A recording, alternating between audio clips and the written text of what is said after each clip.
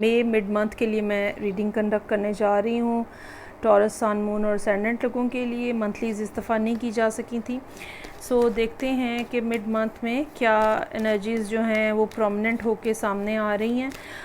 ये रीडिंग जो है ये इसके लिए कोई प्रीसेट मेरी इंटेंशन नहीं है।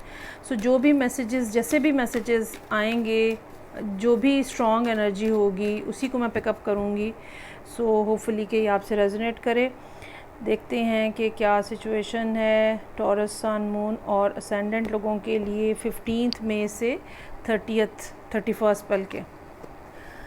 सो यहाँ पे मेरे पास मौजूद है 7 of wands, 8 of wands, 10 of wands, 10 of pentacles, hierophant, 5 of wands, 5 of pentacles, 2 of cups और क्वीन ऑफ वॉन्ड्स।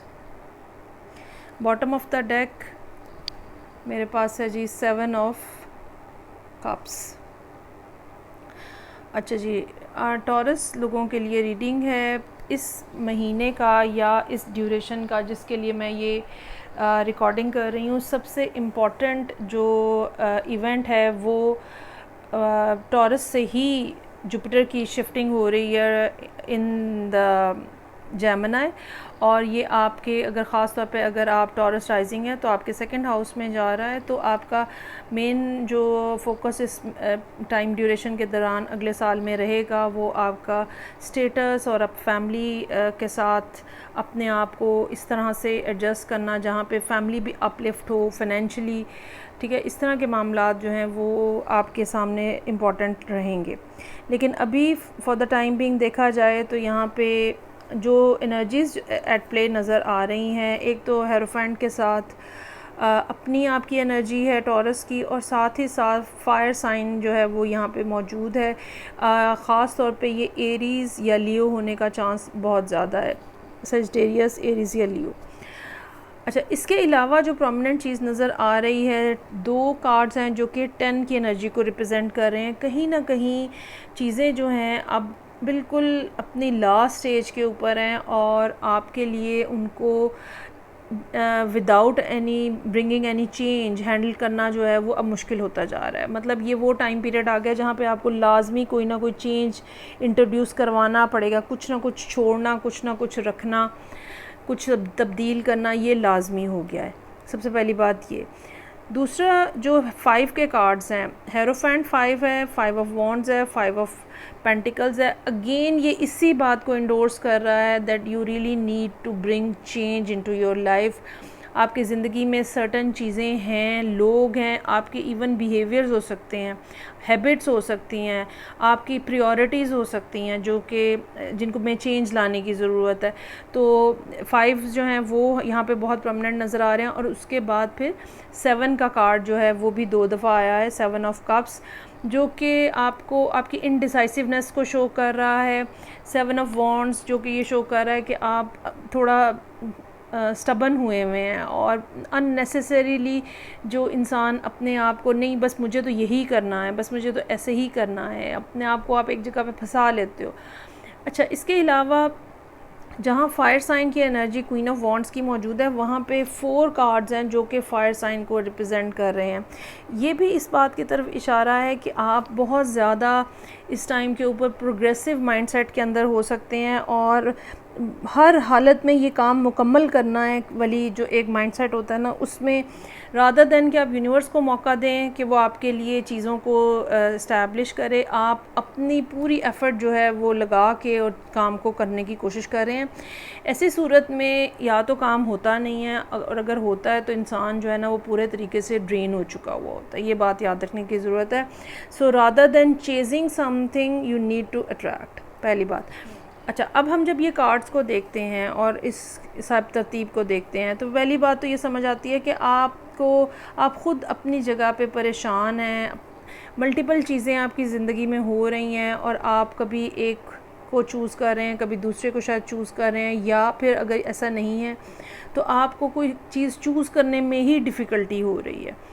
तो यहाँ पे 7 ऑफ वॉन्ड्स का कार्ड जस्ट यहाँ से स्टार्ट लूँगी मैं, और ये हमें ये बता रहा है कि आप पूरे तरीके से चीज़ों को रेजिस्ट कर रहे हैं। हो सकता है कि लोग आपको अप्रोच कर रहे हैं, हो सकता है कि मुख्तलिफ़ अपॉर्चुनिटीज़ आपके सामने आ रही हैं, लेकिन आप हर जगह पे लोगों को, चीज़ों को, अपॉर्चुनिटीज़ हो सकती हैं, उनको रोक रहे हैं, रिफ्यूज़ कर रहे हैं। आप अपने आप को, अपनी पोजीशन को सिर्फ इस्टेब्लिश करने की कोशिश कर रहे हैं, और एक बड़ा एक कॉन्फिडेंस का ऑरा है जो कि इस टाइम पे ऑरा आपके अराउंड नज़र आ रहा है। और आप, हो सकता है कि आप इस टाइम पे इस माइंडसेट के अंदर हैं कि मैं जो चाहूँ मैं कर सकता हूँ और मुझे किसी की हेल्प की ज़रूरत नहीं है। एक इस किस्म का स्ट्रॉन्ग किस्म का ऑरा जो है ना वो यहाँ पे फील हो रहा है। बहुत सारे लोग आपको हो सकता है अप्रोच कर रहे हों और इन 15 दिनों में फ़र्दर करें। बहुत सारी मेल्स, मैसेजेस, कॉन्टैक्ट्स हो रहे हैं। ट्रैवलिंग हो सकती है जो कि आप किसी दूसरी जगह पे जाके करें। लेकिन ये सब चीज़ें आप बजाय इसके कि आपकी ज़िंदगी में आसानी लेकर आएँ, आपको मुश्किल में डाल रहे हैं। और उसकी रीज़न जो वो ये है कि आप कोई भी चीज़ अपने हाथ से जाने नहीं दे रहे। आपको लगता है कि सब कुछ आपको ख़ुद ही करना है। आप कोई सबलेट नहीं कर रहे, अब रिस्पॉन्सिबिलिटीज़ को लोगों की हेल्प नहीं लेना चाह रहे आपको बस ये है कि I can do it my self. और वो जो माई सेल्फ़ वाला प्रॉब्लम है ना, उसकी वजह से ये आप जो है ना बहुत ज़्यादा थक रहे हैं। फैमिली के हवाले से कुछ मामलात हो सकते हैं जो कि इन 15 दिनों में इम्पॉर्टेंट रहे। अर्निंग के हवाले से, अपनी फैमिली को कैसे आपने आगे लेके जाना है, इस हवाले से आपके कुछ मामलात में कुछ जो रिजर्वेशंस हैं आपकी, वो आप उनको हल करने की कोशिश करेंगे। एक जो, चूँकि टॉरस हैं तो बहुत ज़्यादा आप बाय द बुक चलने की भी कोशिश करने वाले हो सकते हैं। ये भी पॉसिबिलिटी हो सकती है कि इन 15 दिनों में आपको कोई ऐसा पर्सन मिले जो कि आपको एडवाइस दे कि ये जो सब आप कर रहे हैं ना, ये क्यों नहीं करना, या ये जो सब आपने चीज़ें फ़िक्स की हुई हैं इनके अंदर चेंज कैसे लेकर आना है। तो यहाँ से ऐसा महसूस होता है कि आप ये समझ लें कि ये 22 मई के बाद का टाइम होगा। ज़ाहिर बात है जुपिटर शिफ्ट कर चुका होगा, जहाँ पे आपका फोकस जो है ना वो थोड़ा फिर चेंज होता हुआ नज़र आ रहा है। पहले आपको सिर्फ स्ट्रगल थी, और अब आपका एक जो माइंडसेट है ना वो ये कि किस तरह से आसानी के साथ मामलात को हल किया जाए। इसमें ये भी प्रॉब्लम हो सकती है कि लास्ट वीक में कुछ लोगों के साथ आपके कुछ ऐसे इख्तलाफात हो जाएं, ठीक है, जो जहाँ पे कुछ ऐसे क्लैशेस हो जाएं, जहाँ पे लोग जो हैं, कुछ लोग आपको छोड़ जाएं और कुछ लोगों के साथ आपकी नए सिरे से कंपनी जो है वो इस्टेब्लिश हो जाए। ये दोस्ती भी हो सकती है, ये रिलेशनशिप भी हो सकता है।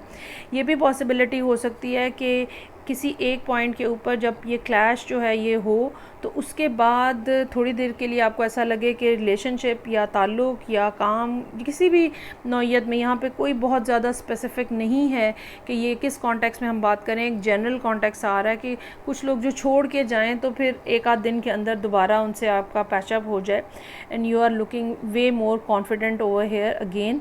आप ये देखें, जिस तरह मैंने कहा कि इस कार्ड के पॉइंट ऑफ व्यू से मैंने कहा कि एक कॉन्फिडेंस का ऑरा है, और फिर बहुत ज़्यादा स्टबननेस है कि भाई I can do it my self, I can handle it my self. लेकिन उसके बाद फिर आप इस सारे 15 दिन को गुजार के end of the month queen of wands की एनर्जी पे पहुंच रहे हैं, जो कि अपने आप को एक्सपैंड करने वाली एनर्जी है, ठीक है, लोगों के साथ इंटरेक्शन करने वाली एनर्जी है। अकेले बैठ के ये सब कुछ करने वाला माइंडसेट जो है ना वो आपका शिफ्ट होता हुआ नज़र आ रहा है, और उसमें या तो कोई पर्सन जो है जो कि आपका गुरु हो सकता है, या किसी से आप हेल्प ले रहे हैं, कोई एडवाइस आपको दे रहा है, उसके बाद ये सिचुएशन जो है इसके अंदर तब्दीली आती हुई नज़र आ रही है।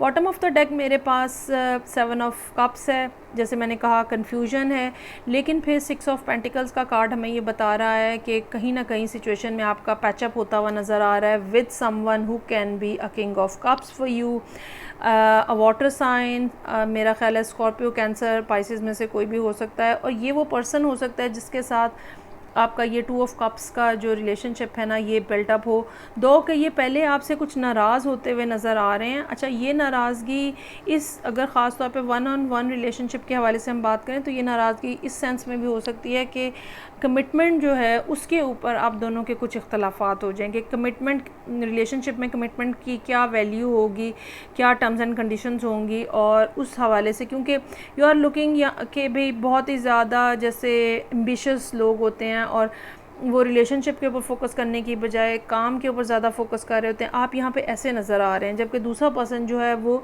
स्टेबल एनर्जी कर रहा है, एक्जुबिरेट, और वो ये चाह रहा है कि एक कमिटेड रिलेशनशिप जो है यहाँ पे बिल्ट अप हो सके, लेकिन आप बहुत ज़्यादा काम अर्निंग के माइंडसेट के अंदर नज़र आ रहे हैं। ये भी एक रीज़न हो सकती है कि आप दोनों के दरमियान में for the small period of time इख्तलाफ हो जाए, लेकिन बहरहाल वो फिर end of the month resolve होता हुआ नज़र आ रहा है।